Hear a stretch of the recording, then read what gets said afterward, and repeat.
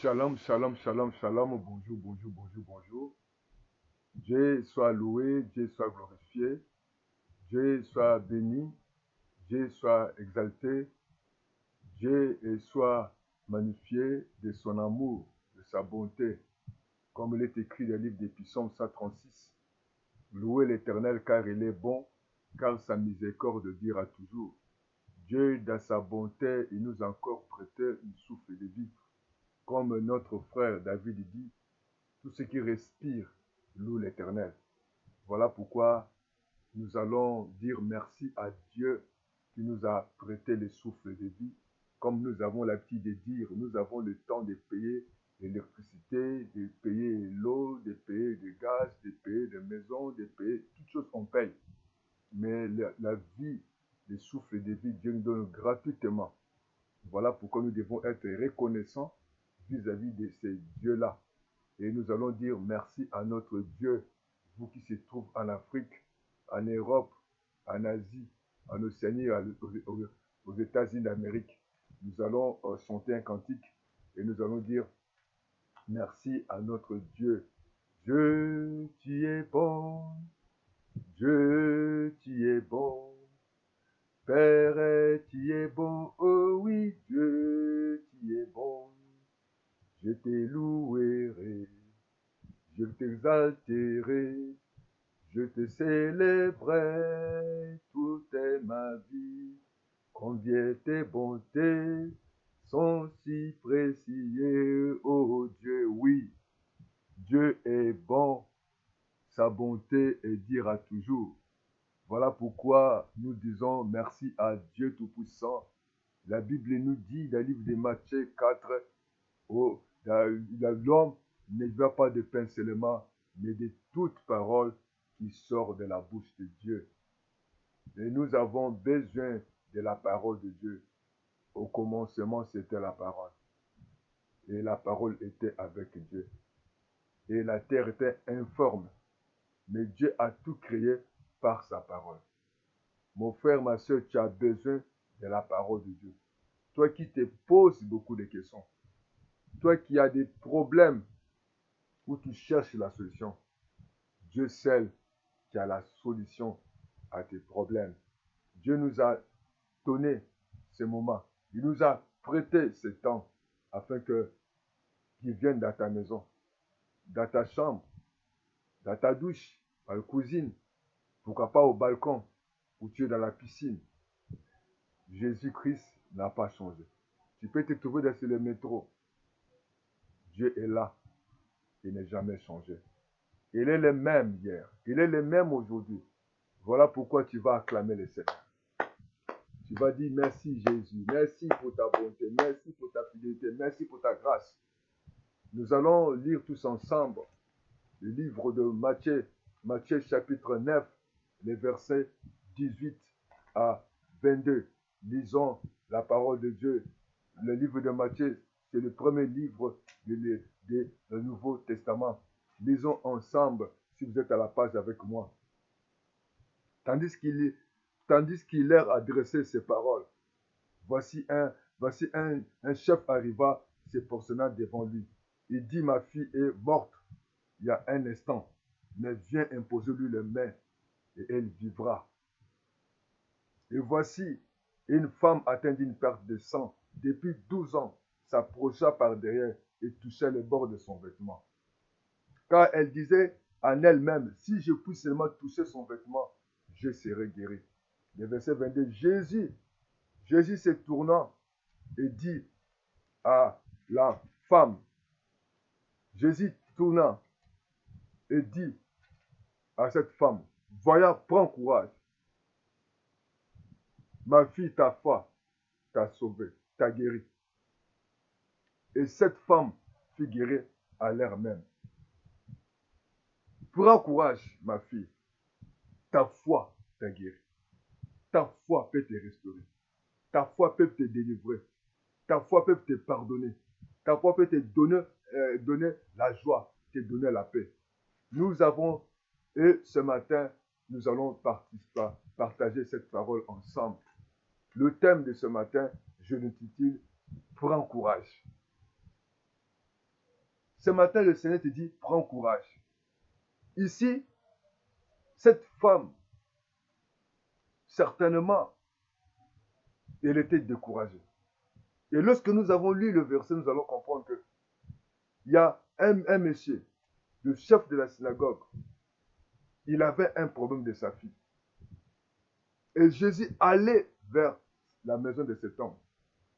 Et en passant cet homme, cette femme, elle a posé beaucoup de questions. Elle était découragée, dessus, par rapport à ses 12 ans de maladie. Ce n'est pas un jour, c'est 12 ans. Elle souffrait. Elle était misérable. Maintenant, vous savez, à l'époque, lorsque vous avez un problème d'écoulement de sang, vous devenez impur. Vous ne pouvez pas vous rapprocher de la société. Vous êtes exclu de la société. Et cette femme, elle était devenue malheureuse. Cette maladie l'avait séparée de la société. Elle ne pouvait pas se marier. Quel homme peut prendre une femme qui a des problèmes de masturbation chaque mois, chaque jour? C'est impossible. Et cette maladie la rendait pauvre. Cette maladie la rendit stérile. Elle ne pouvait pas aller à l'école. On ne nous a pas détaillé son âge.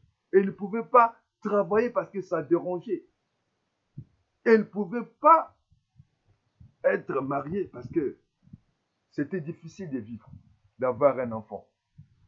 C'était difficile d'aller travailler ou aller à l'école ou à l'université. Dans le livre de Marc 5, 25, nous voyons, elle allait en empirant. Elle avait sillonné beaucoup de médecins. Elle a changé des hôpitaux. Elle a fait tout ce que les médecins demandaient. Elle a fait des examens. Fait des scanners, elle a fait. Faire un bilan, elle a fait le bilan. Aller dans tel hôpital. Aller voir tel spécialiste. Prendre tel médicament. Elle était au bout du souffle. Elle était découragée. Voilà pourquoi un jour, elle a pris cette décision. Lorsqu'elle a entendu parler de Jésus, c'est comme ce matin, le Seigneur te parle dans ta maison, dans ta chambre, au salon, sur ton balcon, même à la cour, Jésus-Christ te parle ce matin. Et si toi, tu vois ou tu écoutes cette vidéo, le Seigneur est tenté de te parler. Cette femme a pris la décision parce qu'elle était au bout de sa situation. Elle était fatiguée. Elle était carrément découragée. Et vous allez remarquer que les premières paroles, Jésus a dit, prends courage. Pas pourquoi? Prends courage. Parce qu'elle était fatiguée, découragée, déçue. Elle avait été dépensée beaucoup d'argent. Donc quand on dit prendre, donc de saisir, Jésus voulait lui dire, saisis-toi maintenant. Ne te décourage plus. Ne t'abandonne plus. Ne te plains plus. Prends courage. Le Seigneur est tenté de te parler là où tu es. Tu es tenté de pleurer. Prends courage. Prendre, saisir, enlever, mettre en soi. C'est ça que le Seigneur est tenté de te parler. Prendre. Elle a dit, j'ai tout dépensé. J'ai tout donné. Je suis fatigué. Tantôt, elle était propriétaire. Elle a vendu son immeuble. Elle a vendu sa maison. Tantôt, elle avait vécu. Et maintenant, elle prend des taxis. Elle est dans les supermarchés. Il ne peut plus. Il est dans les restaurants. Il ne peut plus. Elle a réduit toutes les factures. Parce qu'elle était fatiguée, découragée, déçue. Jésus le dit, prends courage. Ce matin, le Seigneur te dit, prends courage. Toi qui es découragé, toi qui es déçu. Malgré l'argent, malgré sa bonne volonté. La Bible dit qu'elle a passé par plusieurs médecins. Je veux dire à quelqu'un ce matin, la médecine a des limites. Il y a des médecins qui peuvent te dire, on a tout fait, attends la mort. La médecine a des limites. Nous voyons à des fois des gens, vous allez faire tous les bilans. C'est négatif. Mais vous êtes toujours malade. Vous êtes toujours fatigué. Et vous attendez à défendre la mort. Mais je vais te dire, prends courage. Prends courage, ça signifie comment? Il dit, c'est comment? C'est le caractéristique de quelqu'un qui est vivant. La personne peut vaincre la peur, supporter la souffrance, braver les dangers. Prends courage. Et le Seigneur te dit ce matin, prends courage. Ça n'empirera. Ta situation peut me dire que non. Pour cette femme, c'était le sang qui coulait. Mais toi, quel est ton problème qui prend beaucoup de temps? Mais là, il a cœur. Il dit, si j'ai tout seulement les bords de son vêtement, prends des décisions. Tu es au lit, prends ta décision. Prends la décision, dis Seigneur, je refuse cette maladie. Je refuse cette situation. Je suis trop humilié. J'ai trop dépensé. J'ai trop pleuré. Oui, certainement. Ça n'empirera encore dans ton foyer. Les enfants, tu as songé des écoles des enfants. Les enfants sont devenus insupportables. Les enfants commencent à se droguer. Et pire encore, les enfants commencent à voler. Pire encore, ils commencent à fuir l'école. Pire encore, malgré que tu as songé des professeurs, des répétiteurs, l'enfant n'est plus intelligent. Il est devenu même le dernier de la classe. Puis quel est ton pire encore? Ta femme sort avec son chef. Ta femme sort à des fois avec le chauffeur. Ta femme à des fois sort avec les voisins, avec ton cousin. C'est le pire encore. Le pire encore, que ton mari sort avec ta soeur, ou avec ta voisine, ou avec la bonne, ou avec son corps de service. Le pire encore, le mari commence à boire, à se droguer. Le pire encore, il veut te mettre à la dehors. La femme est devenue insupportable. Le monsieur est devenu insupportable. Pire encore, il te donne plus l'argent pour aller faire les marchés. Le pire encore, ta femme ne te respecte plus. Les enfants ne te respectent plus. Les enfants commencent à boire. Les maris boivent. La femme est toujours dehors. Il est devenu menteuse. Et pire encore, vous vous bagarrez. Pire encore, il y a plus, le mari ne te montre plus son salaire. Le pire encore, la femme était trompée. Il a un autre enfant. Le mari est parti faire un enfant dehors. Le pire encore, on va vous faire sortir là où vous habitez. Le pire encore, le mari a perdu son job. Le pire encore qui peut arriver, que tu apprends que ton mari a fait un autre enfant avec une collègue, avec un ami intime. La femme était au bout. Mais je vais te dire, cette femme, lorsqu'elle a entendu parler de Jésus, elle s'est dit, si je touche seulement les bords de son vêtement, je serai guéri. Ce matin, je vais te dire, Jésus est le même hier, aujourd'hui et éternellement. Si tu crois, rien n'est impossible à lui. Bien, tu peux dire, pasteur, l'évangéliste, j'ai tout fait. J'ai fait tout. J'ai changé des enfants à l'école. J'ai changé des répétiteurs. J'ai fait tout à mon mari. Je le satisfais sexuellement. Je m'habille correctement. Je le chéris. Je suis tendre vis-à-vis de moi. Mais mon mari, pire encore, il est parti faire un enfant dehors. Pire encore, il me tape, il me trompe. Je te dis, Jésus est vivant. Tu dis encore, ma femme, c'est insupportable, insolente. Elle n'aime pas mes parents, elle ne me respecte pas, même devant les gens. Je peux dire, c'est pire encore, mais Jésus est vivant. Papa, pire encore, les enfants commencent à me voler l'argent. On a mis l'argent dans les comptes des enfants, l'enfant est parti, tout récupérer. Pire encore, papa, je prends les produits. C'est comme je ne prends pas de produits. Il y a toujours des douleurs. Le pire encore, le médecin vient de diagnostiquer notre maladie. Le pire encore, j'ai acheté une parcelle où on m'a dit que la parcelle était vendue par plusieurs personnes. Le pire encore, j'ai introduit le dossier pour demander un crédit, mais on a rejeté le dossier. Le pire encore. Mais Jésus est vivant. Ayant entendu parler de Jésus, il dit, si je touche seulement des bords de son vêtement, prends la décision. Vous savez, beaucoup de gens n'arrivent pas à avoir la victoire dans leur vie parce qu'ils ne sont pas courageux. Ils ne décident pas. Décidez que ta vie change. Dis, décide-toi de t'élever. Décide-toi de mettre fin à cette situation. Il y a toujours un Dieu. Il y a toujours la solution. La Bible dit que rien n'est impossible à Dieu. Jésus est vivant et puissant. Jésus est capable.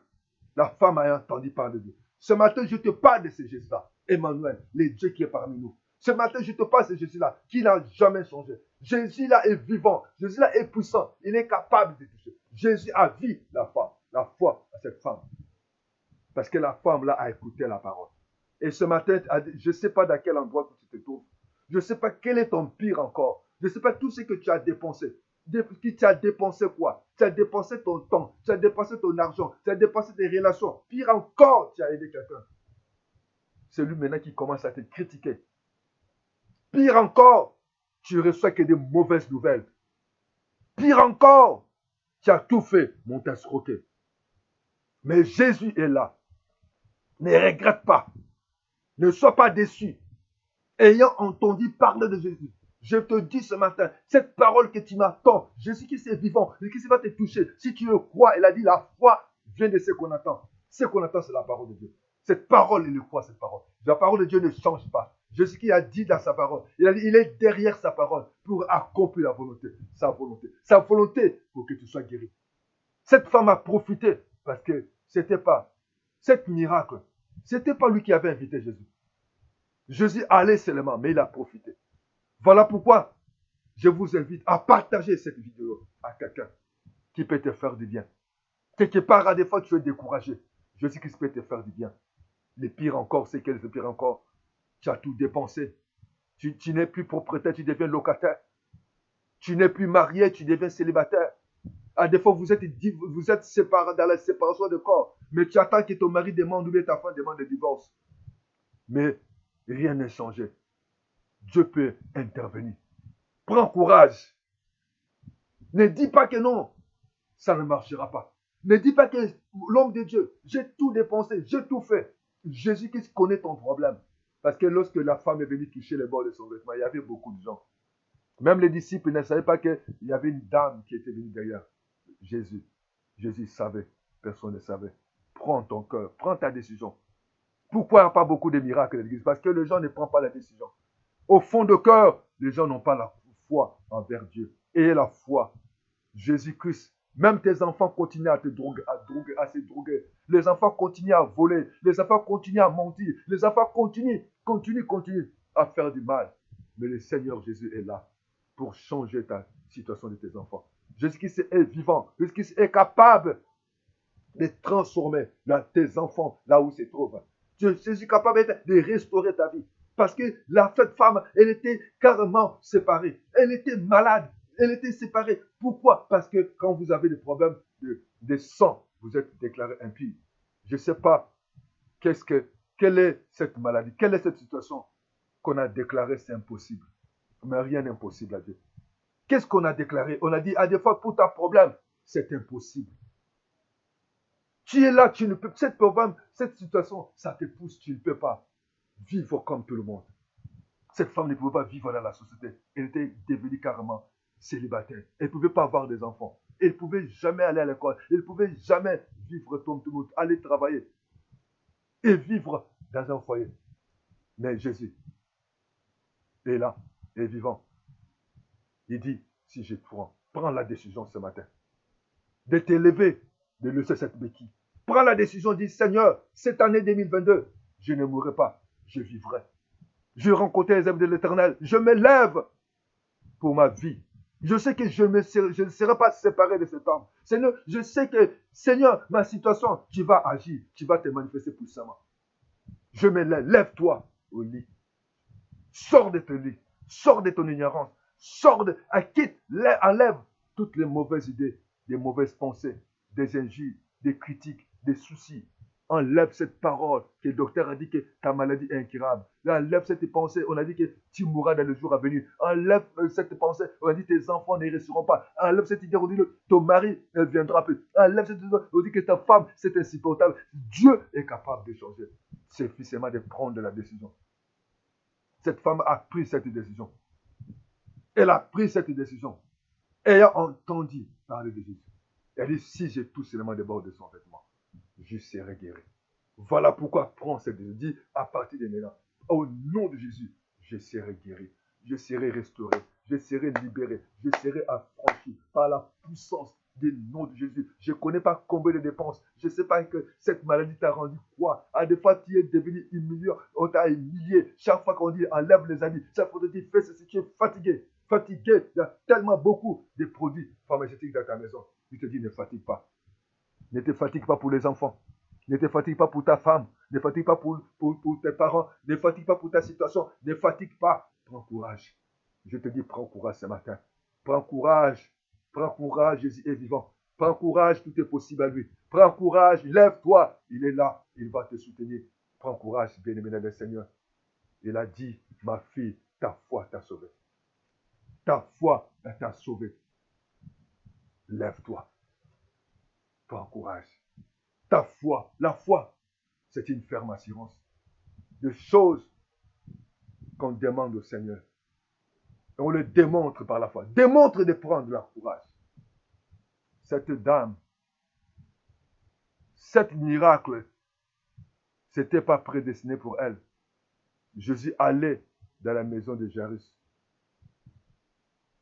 Elle a profité. Il faut saisir cette parole.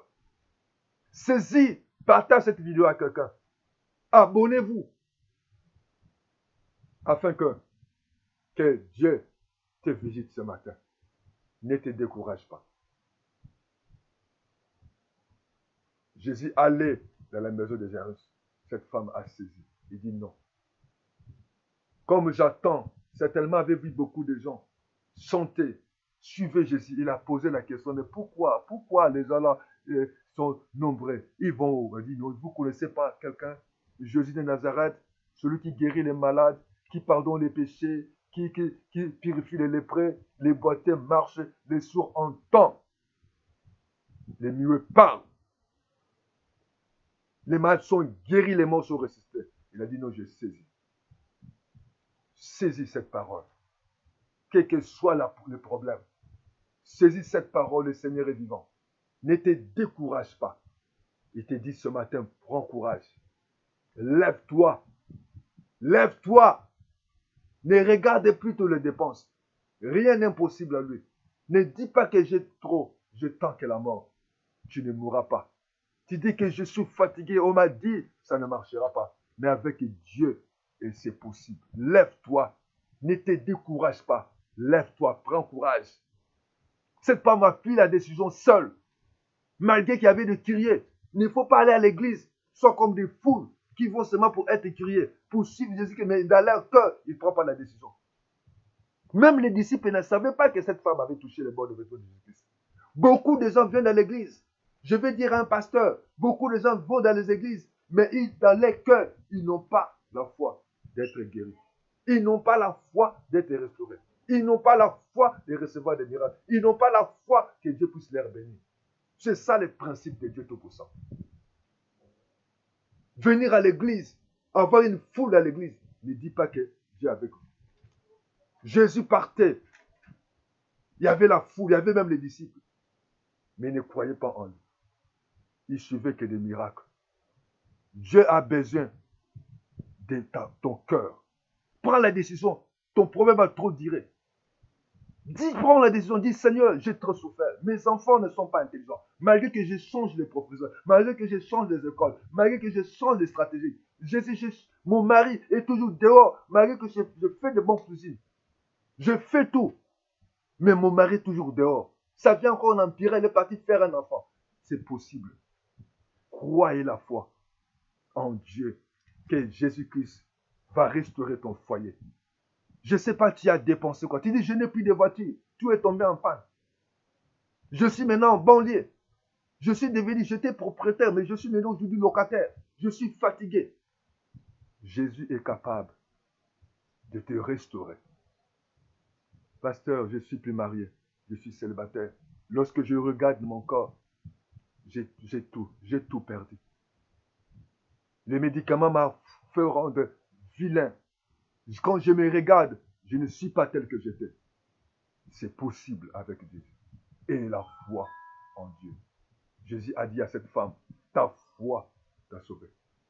Quoi que Jésus-Christ est capable de le faire, malgré qu'il y avait la foule, prends la décision dans ta vie. Ne regarde pas ceux qui sont tout autour de toi. La femme a pris la décision seule parce qu'elle avait au fond de son cœur.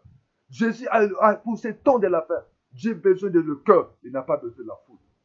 Plusieurs personnes de l'église, ce n'est pas l'église, mais Dieu a besoin de ton cœur. Prends la décision comme cette femme. Elle a dit, il faut que ma vie change. Trop, c'est trop. Je te dis avec moi, trop, c'est trop.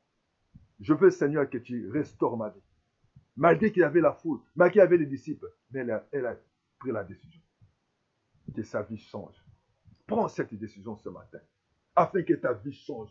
Prends cette décision. Ne t'assois plus sur ce problème-là. Ne dis pas que, Seigneur, mon problème ne va pas avoir solution.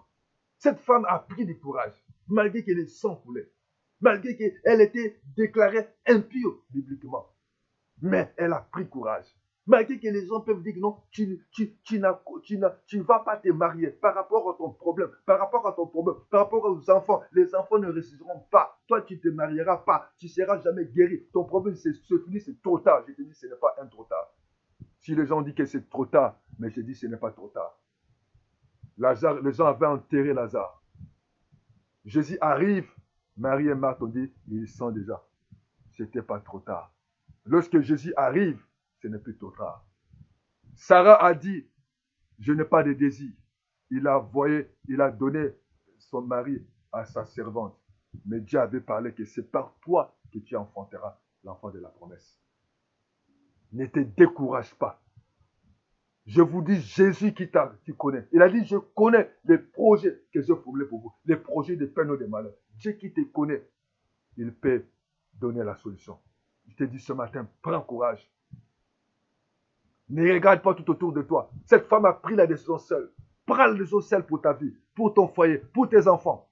Même si les professeurs disent que non, tes enfants ne vont pas réussir. Mais je dis, au nom de Jésus, ils vont réussir.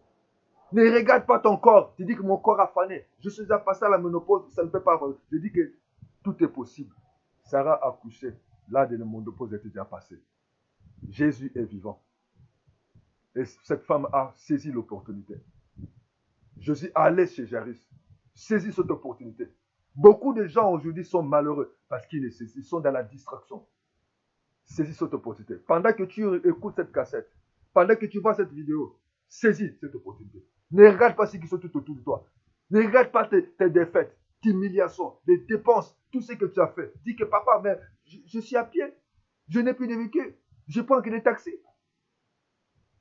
Je ne peux pas. Les enfants ne vont plus à l'école. J'ai des filles de l'orateur. Pour manger, c'est difficile. Ayez la foi en Dieu. La femme a écouté. Elle a dit, si j'attends, si je prends seulement, s'il me touche seulement, je serai guéri. Lorsqu'il a posé la question, et a entendu parler de Jésus. Je vous dis ce matin, Jésus, dans le livre de Luc 4, 18 et 19, la Bible dit, c'est lui. Il est venu.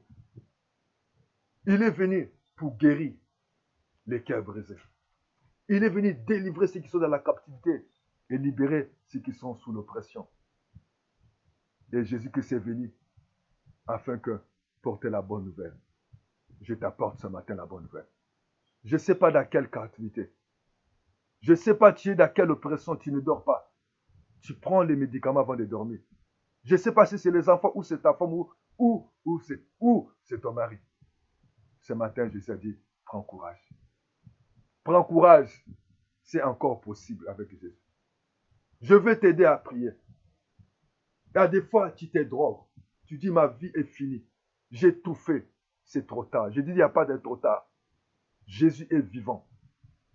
Ce n'est plus trop tard. Jésus est vivant. Si tu n'es pas encore reçu comme Seigneur et Sauveur, je t'invite à le recevoir comme Seigneur et Seigneur. Dis avec moi, prie avec moi. Dis Seigneur Jésus, aujourd'hui j'ai écouté ta parole. Je sais qu'il n'y a pas de trop tard. Malgré que j'ai fait tout. J'ai fait tous les demandes. J'ai fait tous les demandes. J'ai étudié. J'ai fait tout. Je fais la cuisine pour mon mari. Je le satisfais sexuellement. Seigneur, j'ai changé les écoles des enfants. Il n'y a que rien. Il n'y a que zéro. Il n'y a que de perte. Il n'y a que l'humiliation. Je prends l'engagement de te recevoir dans ma vie comme mon Seigneur et Sauveur. Pardonne-moi. Aujourd'hui, Seigneur, je te laisse ma vie. Aujourd'hui, Seigneur, je te laisse mon cœur. Jésus soit mon Seigneur et Sauveur.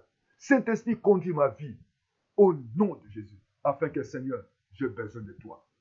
Je te décourageais, je t'ai déçu, mais je saisis que rien n'est impossible à toi. Père, merci pour ta parole de ce matin. Comme cette femme, elle était découragée. Elle était devenue malheureuse. Elle ne pouvait pas se marier. Elle ne pouvait pas avoir des enfants. Elle ne pouvait pas vivre comme ou travailler ou vivre comme tout le monde. Il y avait cette loi qui l'imposait, qu'il ne pouvait pas. Il était devenu impur. Seigneur, il y a des lois de ce monde que je vis, qui m'a imposé que pour ne pas vivre la paix quant à cette situation, que je dépense beaucoup. Et mon temps, et mon énergie. Même mon mari, tout ce que je fais, malgré ça vient qu'un empire. Je ne suis pas satisfaite. Je fais que pleurer. Mais je sais que Jésus, tu es vivant. Je sais que tu es capable de tout. Seigneur, me voici devant toi. Je me confie à toi. Au nom de Jésus. Je vais t'aider. Si tu n'as pas d'église, cherche une église où Jésus-Christ s'est prêché comme Seigneur et Sauveur. Où le Saint-Esprit, c'est lui qui est le guide de cette église. La parole de Dieu est comme l'autorité suprême. Je vais prier pour toi qui es problème dans un foyer. Le mari est toujours dehors. Les enfants ne sont pas intelligents. Tu as tout fait, mais les enfants, ce n'est pas la peine. Ils commencent à se droguer. Ils commencent même à te manquer de respect. Ils commencent à voler. Là, ta femme est insupportable. Tu attends beaucoup de ta femme. Elle est devenue dépensière. Elle ne fait pas bon de cousine. Elle ne te satisfait pas. Tes belles familles. Vous êtes au bord du divorce. Ayez foi en Dieu. Dis avec moi. Je vais prier. Seigneur, voilà mon frère, ma soeur, qui est devenu au bout. Elle a tout dépensé. Elle n'arrive plus. Mais tu es le même hier, aujourd'hui, éternellement. Seigneur, elle a besoin de toi. Seigneur, je confie les enfants. Je confie, Seigneur, de donner ces enfants l'intelligence. Je chasse tout l'esprit au Père d'impolitesse, l'esprit de malédiction, de condamnation. Seigneur, voilà un couple qui est au bord de divorce.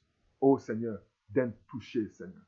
Seigneur, tout cet homme, toute cette femme qui devient insupportable, tout cet homme qui est dans la déterre, toute cette femme, une femme dépensière, une femme qui honore pas. Regardez la belle famille qui gère cette famille. Regardez quelqu'un qui ne travaille plus, qui est devenu presque sommaire, ça n'empira. Oh Dieu, quelqu'un a tout dépensé. Seigneur, il n'y a pas de solution, mais tu es un Dieu vivant. Tu es Dieu, rien n'est impossible. Seigneur, souviens-toi de cette famille.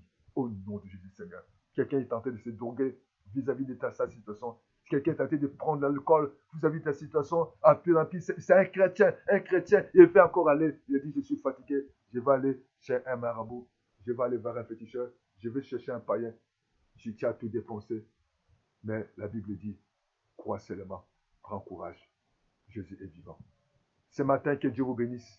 Si vous avez besoin de conseils, appelle-moi, l'évangéliste Évariste Raphaël Dubungla, les plus 242 05 573 68 10 ou les 05 770 38 38 et nous pouvons vous donner conseil. Si cette CD vous a fait du bien ou cette vidéo, je vous invite à vous abonner et je vous invite à partager aux autres. Que le Seigneur vous bénisse, que le Seigneur vous protège et Jésus-Christ est vivant. Ne te décourage pas. Je t'encourage, je prends courage. Lève-toi dans ton lit.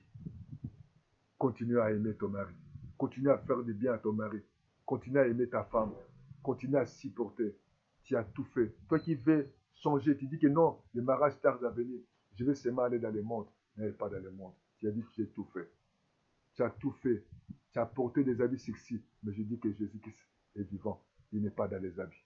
Cette femme, elle avait pris la décision. Prends la décision pendant que tu m'attends. Le Seigneur est vivant. Vraiment que le Seigneur vous bénisse. Au nom de Jésus. Bye bye. À bientôt. Merci Seigneur. Ciao. Que Dieu vous garde.